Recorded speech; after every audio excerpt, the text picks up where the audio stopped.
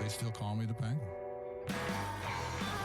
Okay, we're back with We'll See About That, and our special guest, Paul Olden, will be receiving a beautiful fruit gift basket courtesy of our friends at Melissa's Produce. Melissa's is a proud partner of We'll See About That. Please use my VIP code RONSAY when checking out at melissas.com. Our guest today is a guy that I met probably, in the neighborhood of 50 years ago. Raised in Southern California, has had a brilliant broadcasting career, was a play-by announcer for several Major League Baseball teams, the Devil Rays, the Angels, the Indians, the Phillies. Spent time working in the NFL with a radio play-by-play voice of teams like the Philadelphia Eagles, the Rams, and the Jets, and even did a little NBA work with the New York Nets. And he is currently the the voice of the New York Yankees, the public address announcer, Paul Olden. Paul, welcome to the show. Nice to have you. Thank you, Ron, and thank you for padding my bio. Well, it seems as if you've sounded even better than what it really is. You've earned it. 17 years. How time flies. You must have you must have a fan base in New York by now, wouldn't you think? Well, it's under the radar since I'm not on camera. A few people know who I am, and recently I got some publicity because I missed my first game after 1300 to come back to Southern California for my grandnephew's wedding. So amazingly enough, that was a big deal to a lot of the media organizations around here, and I got some publicity for that. So a few more people know who I am, but I'm pretty much under the radar for the most part in New York, which is fine by me. Well, I understand, and that's a pretty good reason to miss a game, I would say, for sure.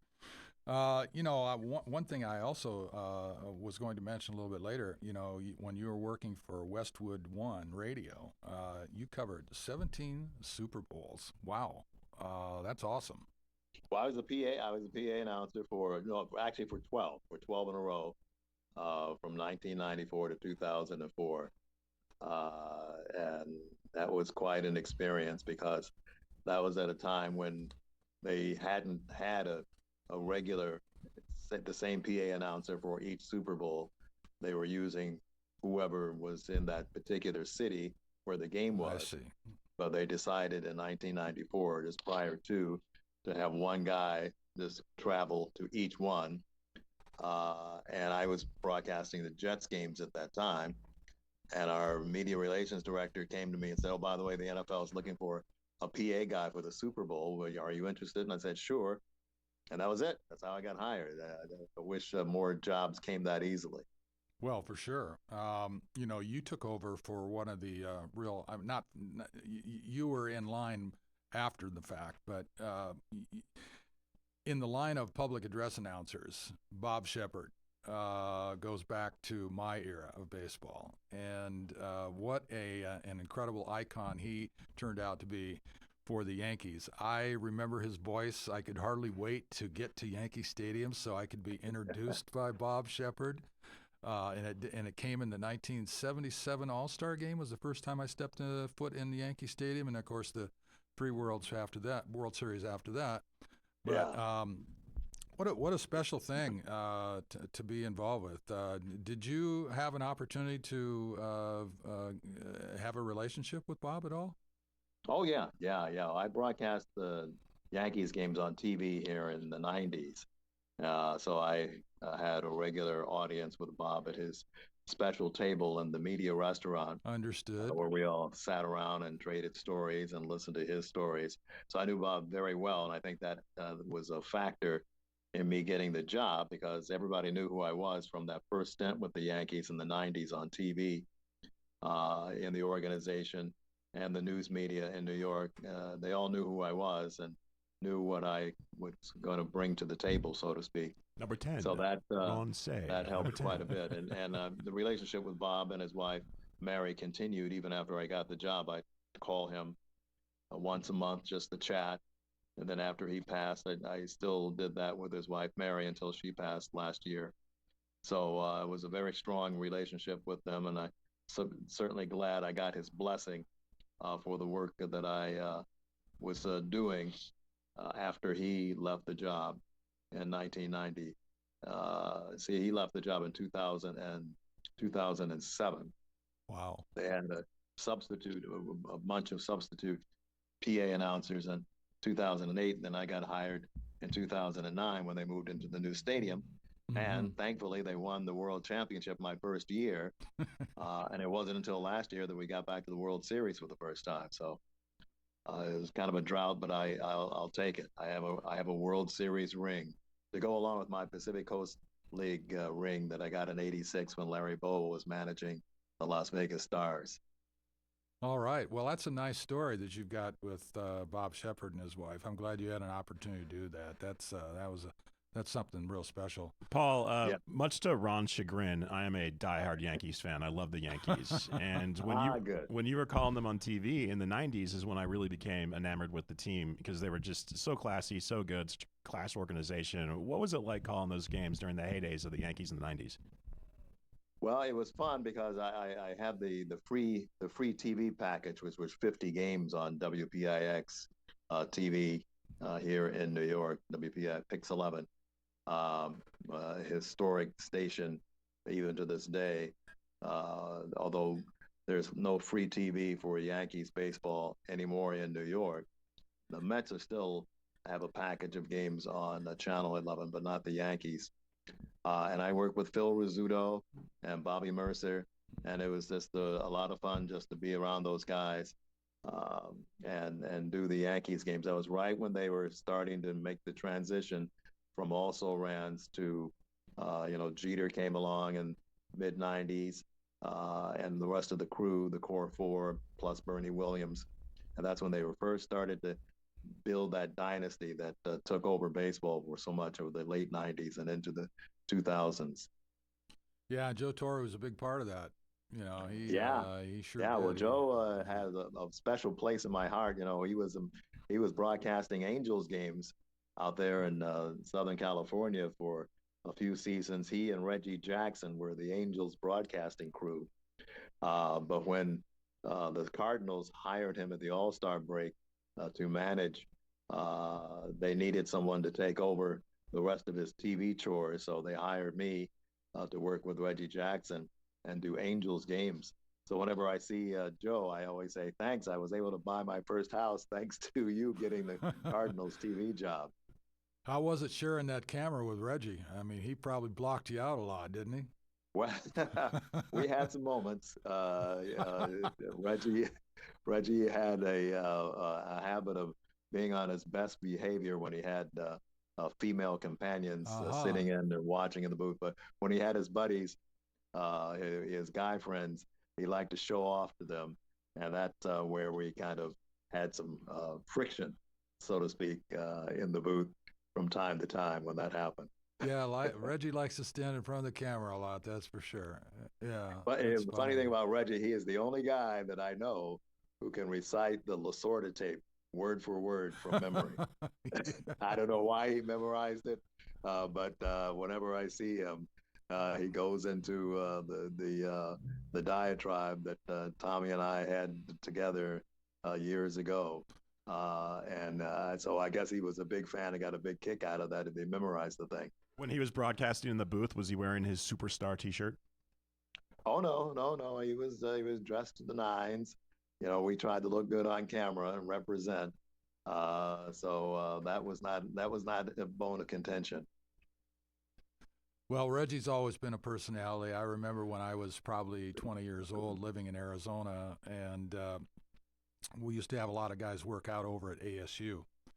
And Reggie at one point said he had a proposition for me and wanted to sell me some land in Arizona. And it's not something I took him up on at the moment. I didn't have the money to do it either, but Reggie and I go back a long ways. We got a lot of history there, so all of a sudden fair game there. But anyway, we're going to be right back with Paul Olden, the voice of the New York Yankees, right after this message. Stay tuned.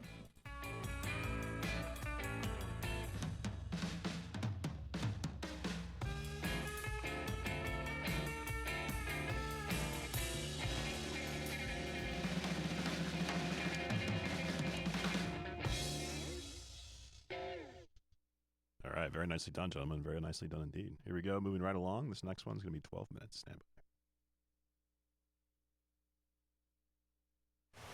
Hello, Ron Save.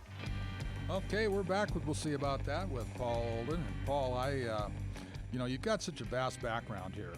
You've done so many things. You've done football, you've done baseball, professionally, the professional sports. Which one comes first? Baseball, football? Yeah, it's always baseball. Well, I wanted to be a baseball announcer when I was 15 years old because I couldn't play very well any of the sports. So I wrote a few letters to some of the top sportscasters, including Dick Enberg, who was doing the Rams and the Angels at the time. And a couple of them wrote back, including Dick, and said, just go out and buy a tape recorder and practice play-by-play in front of the TV or go to a Little League game. In my case, I went over to USC at old Boulevard Field when Rod Dedeaux was still coach and practiced play-by-play sitting in the stands there, not knowing the SC players or the other players. I had my scorebook and I had them. I had the Dodgers and Angels playing, so I know all the names. So that's always been the priority, baseball. Well, you mentioned Boulevard Field. I played there one game back in 1968. My Washington State team came down and played USC, and we played the Trojans. We lost 4-3 in 13 innings, and a guy hit a little pop fly over that 250-foot sign right down the right field line, and that was the end of the game. But they've always had a terrific history. Rod was a terrific guy to hook onto. He ends up being a Dodger as well, so that relationship went pretty well. But I want to talk a little bit about your time in New York. You've been a part of basically without question, the number one team in baseball history and tradition-wise. 26, 27 national world championships. 27. And they dwarf pretty much everybody else. I think the Cardinals are the next, and then I think the Dodgers are down the line a little bit. But how has it been? I mean, has it been, they've got an unbelievable fan base. You've got $1 billion television contract. I don't know exactly the number on the radio contract, but all they do is reload and put a product on the field. How are the Yankee fans handling this situation right here? And especially last year when they imploded in that last game against the Dodgers and ended up losing the World Series. Well, we were just happy to get back to the World Series for the first time since 2009 last year. So that kind of softened the blow, so to speak, of what everybody kind of perceives as a drought of world championships. Right. And it is. It's been a long time since we hoisted the flag, again, 2009. And so, the frustration builds, and the local radio talk show hosts, and now on television, the YouTube hosts are getting on the team and saying the usual trope, fire the manager, get better farm system, or develop better hitters, and that sort of thing, or this guy should be benched or that guy should be benched. Typical reaction when the team is not playing up to a level where everybody believes, including the management of the team, it should be. So we're in a stretch now where we're playing a lot of teams that they should beat, but starting next week, they go to Houston, then come back home against Toronto, and then have Detroit. So the first couple of weeks of September are going to probably tell the story as to whether they make the playoffs, and if they do, which they should, because the final 2 weeks of the season are against a lot of soft teams that they should beat. Once you get into the playoffs, then all bets are off. Although the goal is to win the division, so you don't have to play the first few days of the postseason, and you can get your rotation in order. But I don't think that's going to happen. Toronto looks as though they're going to be strong enough to win the division. Yeah, I do believe Toronto has finally answered the bell. You know, there's been many years in the past where they've had a strong first half and they kind of dwindle in the second half, and they've always had the talent. They just haven't been able to sustain it. It looks like this time around they're in pretty good shape. You know, they got a nice lead right now, and you know, you were talking about the drought. When you have these major franchises like the Yankees and the Dodgers and the Cardinals, you know, fans get a little antsy. You know, the Dodgers went 30 years in a drought, and you know they weren't making the playoffs, and you know there wasn't much history and tradition going on during those 30 years. You know, and finally they've recovered, and now they are should be considered to be one of the top 5 teams in baseball. And I think their goal, much like was ours when we were playing, we're shooting for the World Series, and it's going to be disappointing if we don't get there. And I believe that the Yankees probably have that same mindset. Well, getting to the World Series or bust, it always is the mantra every spring training. And that's what we believe around here. And it's hard to watch other teams have repeated success like the San Francisco Giants. You know, they were winning a world championship every other year a few years ago. And then the Bruce Bochy retires, comes out of retirement, and then goes to the Texas Rangers. And what happens? They win a World Series. So, and then we're on the outside looking in as Boston has won some World Series repeatedly. So it's frustrating. It's not as bad as in St. Louis. I was watching a story a few minutes ago about how attendance has fallen off in a major way at the new Busch Stadium. They had less than 20,000 for the first time in the history of that stadium the other day. So it hasn't gotten that bad around here because we draw a lot of tourists to Yankee Stadium. And you can tell by when I open my microphone and say, "Good evening and welcome to Yankee Stadium," the crowd reaction when I say that sometimes is kind of muted because they're not necessarily Yankee fans in the stadium. And on certain nights when the Yankee fans, so to speak, are in the ballpark, you can tell the difference when I say "Good evening and welcome to Yankee Stadium" and the crowd goes nuts.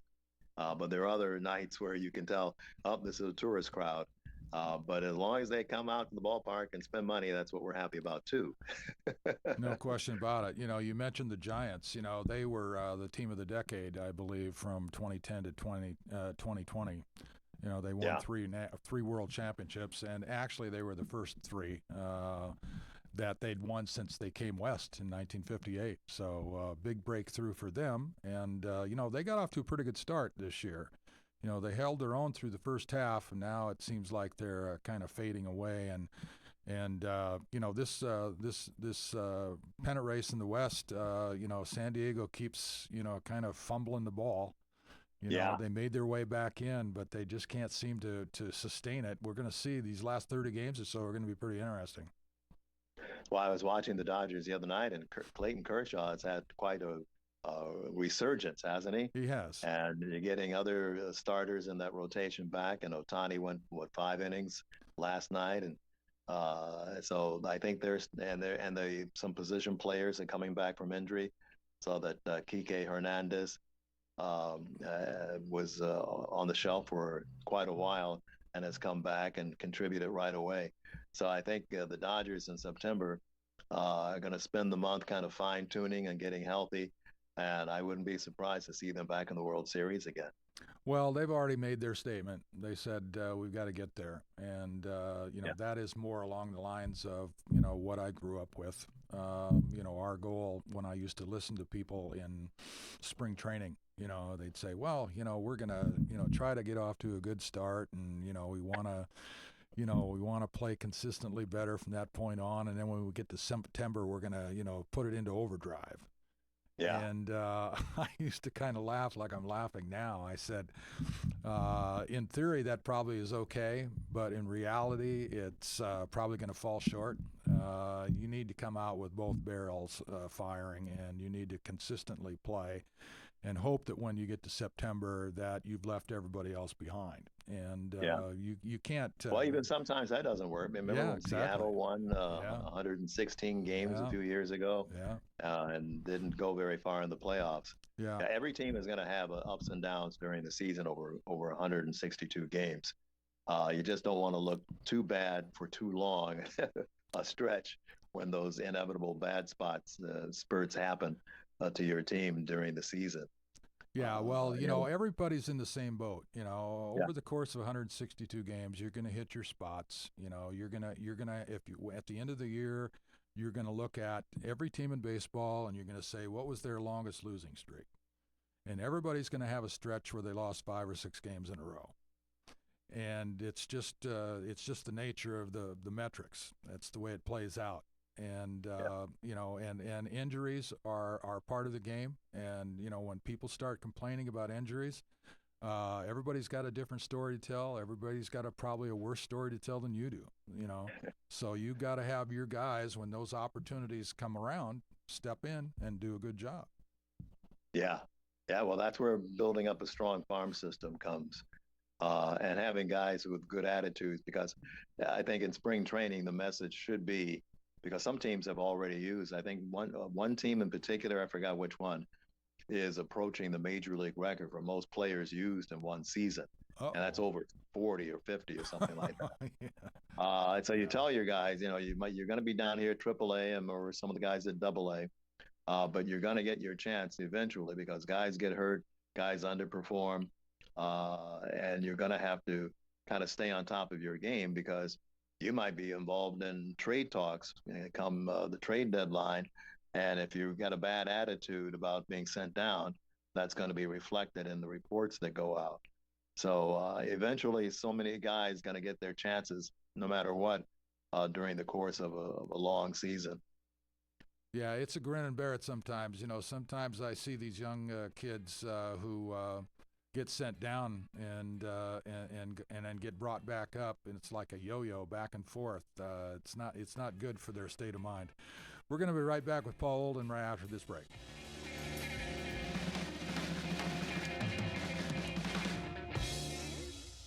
All right, very nicely done.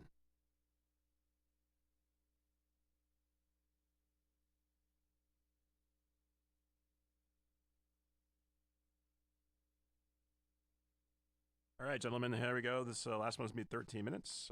We got... Paul? Go ahead, Ron. Paul? Yes. What I want to do is I want to get to some of your bullet points in this last segment. We've got about 13 minutes? 13 minutes. So we have a little bit more room this end of it. But I want to give you an opportunity to talk about, what is it? My notes. Well, one was about the umpires, the technology that's coming in next year, hopefully. Yeah, I want to get to... robot umpires, nil. Oh, yeah, the name, image, and likeness thing. That's crazy with football and basketball. I don't know how much it's affected baseball players yet.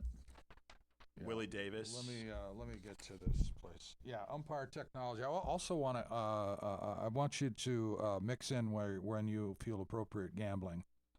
If you could talk about gambling, okay. What's your thoughts on that? But I'm gonna let's just go to the umpire technology first, and then I want you to be able to talk about Willie Davis. I think that was something that you wanted to talk about. Yeah. And so we'll just mix it in. We'll do what we can in the period that we've got, and all will be good. Okay, gentlemen, here we go. Number 4, 13 minutes with a quick feature at the top. Stand by.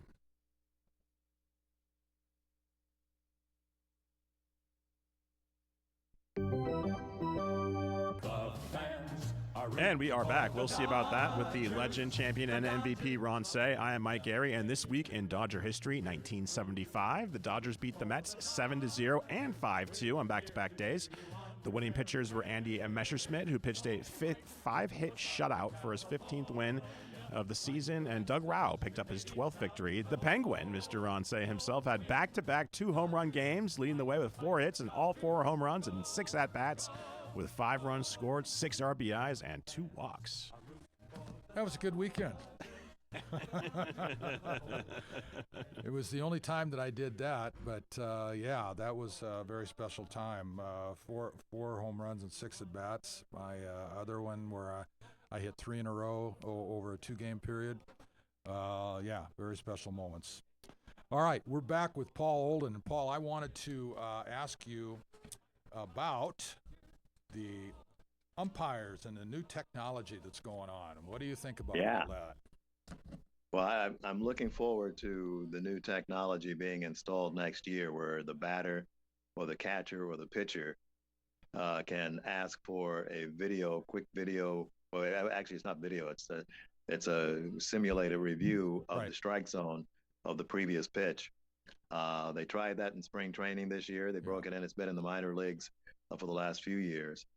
And you and it happens quickly. It's not going to delay the game. It's not going to slow the game down because it happens so fast. It's like in tennis where you challenge a line call and the technology shows the animation of the ball on the line or not on the line. Well, that's the same thing that's going to happen in baseball, hopefully next season. Because, you watch games, and I'm sure, Ron, you feel the same way as I do. There's so many missed calls now. The players, and it affects the approach of the batter and the pitcher. When an umpire obviously misses strikes or balls that are called strikes, and I think it'll be for the betterment of the game. So I'm looking forward to that. We had one umpire in spring training this year, one plate umpire, who had 5 challenges, and 4 of the challenges were overturned. So he had a bad day that afternoon, and I think the other umpires took note that I think they're going to have to really sharpen up their strike zone ball strike calling, because that technology will show them up right away, and the fans really get into it. Do you guys think, though, that this might be like the first nail in the coffin of human umpires in general? I mean, if they can do this with balls and strikes, I'm sure they could do this with other plays involved with the umpires. I mean, do we think that? No, I think they want to keep the human element. That's a major part of the sport. We love technology, but that's going too far. Yeah, let's not invite AI all the way in, right? Yeah. There's so many missed calls today. I mean, we have a lady umpire now. I think that's probably a good thing for the game. But the umpiring, especially behind the home plate, has to improve. And I would really appreciate it if they would leave their attitude at the door. I think they are just a major pain in the game today with the amount of tolerance that they limit to basically nothing. Somebody even looks at you funny, you're gone. Well, it's written into the rule book now that they are allowed to stand for only so much conversation about balls and strikes, and they have the right to kick a player out or a manager or a coach. But it's in the rule book, so they know that part of the rule book pretty well. Well, they sure do, and I'm not so sure for that. That's for the best of the game either. But I want to talk a little bit more about some of the other rule changes. We've got a bigger base today. We've got the phantom runner at second base for extra inning games, but we don't employ that during the playoffs. We have the pitch clock. Give me your thoughts on those. Love the pitch clock, and I like having the runner at second base at the beginning of extra innings. That automatically brings strategy into the game, although a lot of teams don't seemingly use what seems to make sense and bunt the runner over. A lot of teams don't do that because guys don't know how to bunt. And so you can't ask a player to do something that he doesn't know how to do. I don't know why they don't use it in the postseason, but I guess the television revenue might have something to do with that. But from what I understand, it's the players who said we still want that so-called ghost runner at second base in extra innings. The players advocated for that, or the players' union.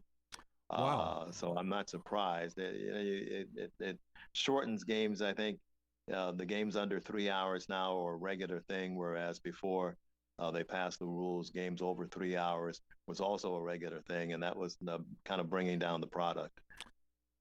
Well, I am actually surprised. You know more about it than I do as far as the players wanting the Phantom Runner. I thought that they might be in reverse of that. I'm not a big fan of it because I think it's a cheap victory. I think these games are too important. According to the metrics that I was given, every team plays on average 10 extra inning games a year. 10%. So that's 16 games. And with all the teams that are vying for wild card spots, to give them a cookie and have a cheap victory, broken bat single, they didn't earn it. The game's over. And if it's important during the season, then why don't they have it in the postseason? That's the part that bothers me too. One or the other. It shouldn't be, to me, a time-saving move. It just shouldn't be. The games are too important. You work 9 innings very hard, and then one little thing out there, you gave them a cookie to get started. And you're right. The strategy it does ask you to play strategy, but most of these guys don't play strategy. They're not going to bunt the guy over. It's too easy. Yeah. It really is too easy. They should be able to have somebody handle the bat, be able to put them up there and bunt, get the game over with, win it the right way, and go home. Well, that goes back to organizational development in terms of teaching that sort of thing in the minor leagues. Because now, even in the high school and college level, I don't think bunting is really stressed, or hitting behind the runner, or when teams are still overshifted, although they can't have the kind of shifts they had before. Right. Even when they load up the right side of the infield and have the shortstop playing right over second base, and the third baseman is the only one on the left side, guys don't take advantage of that. They still try to pull the ball, even though the left side of the infield is wide open, and they could drop a bunt or just direct a little weak ground ball to that left side of the infield for a right-handed hitter. Yeah, well, and get a base hit. But that's not where they don't get paid for that sort of thing, I guess is what a lot of guys say. Well, I think you've hit that pretty much on the head. They've told them what's important, and it was pretty obvious here. I think a couple of years ago where you had the big shift, which I didn't like at all, and you're taught to pitch and play to the defense, right? So you're going to get balls on the inside part of the plate. You can't use the outer half of the plate. And then after a prolonged period of having guys not take the ball the other way or try to go the other way to beat the defense, they started pitching them on the outside part of the plate because they knew that they were not going to hit the ball the other way. So anytime that you limit your pitcher to pitching with half the plate, then he can't use his whole repertoire. He can't go in and out. He can't go up and down. He's got to pitch this. But they started getting confident that they could use the whole plate, even with the shift. And I was surprised at the fact that major league hitters, some of them, couldn't go the other way. As far as moving the ball, moving your runner over, hitting behind the runner, bunting, hitting and run, whatever, all obsolete. And it's unfortunate. I was reading Bill Shakin's column the other day about the fact that it looks as though Freddie Freeman is going to be the only 300 hitter in the National League this year. Very possible. And the 300 hitter has just gone the way of the dodo bird, I guess, is that old term. But it was also pointed out in that column, and something that you didn't have to deal with. How many 100-mile-per-hour pitchers did you ever face, other than Nolan Ryan and maybe a couple others, in your career? Whereas right now, almost every team has 3 or 4 guys in their bullpen who can throw 100. Yes, I agree. I don't recall that many guys throwing that hard, and some of the other people that are involved greater than I am will tell you there's a little bit of an increase in the gun. So, that's why I think too that you're seeing all those missed calls too now rather than in the past, because the velocity of these, it's hard to. Oh, I agree. Look, you can't put it all. You can be a certified umpire and miss some close calls. I mean, trust me, it's not that hard to miss a ball that's this far off the plate at 100 miles an hour. Okay, for sure. And these guys are cranking it up there, no question about it. Paul, we wanted we only got a couple minutes Willie left. Davis. Yeah, we want to talk a little bit about Willie Davis. I understand that you had a special relationship. Yeah, well, he was one of my favorite. He was the favorite Dodger player outside of Ron Cey, of course. Thank you, Paul. When I was growing up, and I was able to get one of his bats from his hitting streak. That's still the Dodger record. And I kept it for many, many years until this year, where I found out a guy named Eric Anthony, who used to play in the major leagues I remember that name. for many teams, including the Astros. It turns out Willie Davis, he, unbeknownst to him, actually was his father. And so I had that bat, and there was a big article written about how Eric discovered of his mother's relationship with Willie when he was with San Diego. And so I decided, I've had that bat for many, many years. And, it's kind of, I had it sitting around in an umbrella holder. It really wasn't mounted or anything, or shown for display purposes. So I decided to contact Eric Anthony and tell him that I knew his father pretty well and had some photos of him when they had Willie Davis Day at Santa Anita Racetrack. Him and Tommy Davis and Lou Johnson came out in support of Willie Davis Day at the track, and I had some pictures taken and made some pictures. And so I contacted Eric and I said, "Hey, I'll send you the bat because it means more to you than it means to me." And so I did that, and I feel pretty good about that. I got my enjoyment from the bat. Now it's time to pass it along for others to enjoy, and for him in particular to have in his collection, for a man that he never really got a chance to know. So I sent him some photos as well of his father after his playing career was over with the Dodgers. And so I think whenever you have a chance to make somebody else's life, enrich someone else's life with the happiness that at one time brought you happiness, then I think that's a good thing to do. All right, we're going to be right back and close things out with Paul Olin right after this message. That was a really heartwarming story, Paul. Yeah. It was a nice work, shocker. Paul. Yeah, a shocker to me, and it was too. I read the same thing. It caught me by surprise. But there's a lot of things that I found out about what was going on after the fact too with other players, and Oh my God, yeah. Yeah. Not mentioning no names though. No names, no incriminating information. Yeah. All right, we're gonna. Cool. We'll just finish it off. Yeah, we'll finish it up. Yeah, finish it off. All right, here we go. Last segment, 2:55, gentlemen.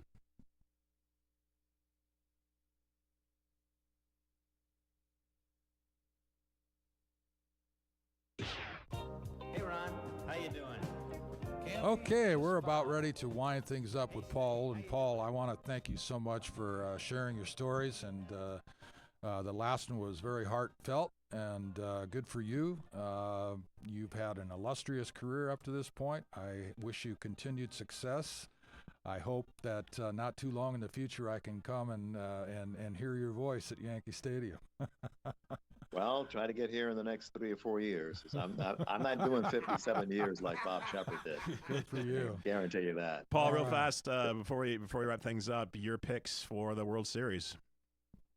Well, I have to say the Yankees and the Dodgers. I want the Yankees and Dodgers again. I always want the Yankees and Dodgers. Oh. If the Yankees aren't in it and the Dodgers are, I'm rooting for the Dodgers because that was my team growing up in L.A. And so I'm not going to abandon my fandom just because I work for another team, especially if my team is not in the playoffs. Got to root for somebody, so I might as well be a team that I grew up watching. Absolutely. So- And just another quick question here. Of all the great sports you've covered and called, is there a sport out there that you really want to call that you haven't called before?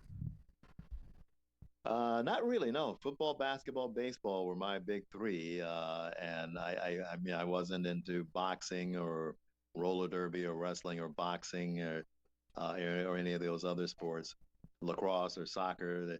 Everything's on TV now. Tiddlywinks and dart throwing and you name it. So no, I'm satisfied with what I've done. I set out at age 15 to be a Major League Baseball broadcaster, and I accomplished that.